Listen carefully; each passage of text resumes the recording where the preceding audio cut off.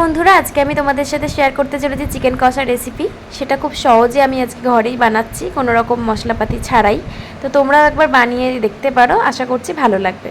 প্রথমে চিকেনগুলোকে ধুয়ে নুন হলুদ মাখিয়ে কিছুক্ষণ রেখে দেওয়ার পরে চিকেনগুলোকে আমি ভেজে নিচ্ছি। ভেজে নেওয়া হয়ে গেলে তেলের মধ্যে দিয়ে দিচ্ছি গোটা গরম মশলা এবং পেঁয়াজ কুচি। পেঁয়াজগুলোকে ভাজার জন্যে আমি এর মধ্যে সামান্য পরিমাণে নুন দিয়ে দিচ্ছি, যাতে পেঁয়াজগুলো তাড়াতাড়ি ভাজা ভাজা হয়ে যায়। তারপর আমি এখানে আদা রসুন লঙ্কা টমেটো আর জিরের একটা পেস্ট দিয়ে তার মধ্যে হলুদ গুঁড়ো লঙ্কার গুঁড়ো দিয়ে কিছুক্ষণ কষাতে থাকি। তারপর আগে থেকে ভেজে রাখা চিকেনগুলো আমি এখানে অ্যাড করে দিই এবং চিকেনটাকে কষাতে থাকি। তো কিছুক্ষণ কষানোর পর চিকেনের কালারটা দেখতে পাচ্ছ যে চেঞ্জ হয়ে গেছে। তো কালার চেঞ্জ হয়ে যাওয়ার পর মিক্সিতে থাকা বাটনার জলটা আমি এখানে অ্যাড করে দিই। এখানে আমার চিকেন কষানো মোটামুটি কমপ্লিট।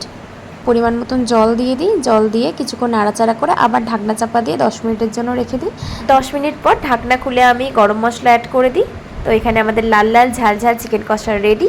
তোমরা বাড়িতে অবশ্যই বানিও এবং আমাকে জানিও যে কেমন হয়েছিল।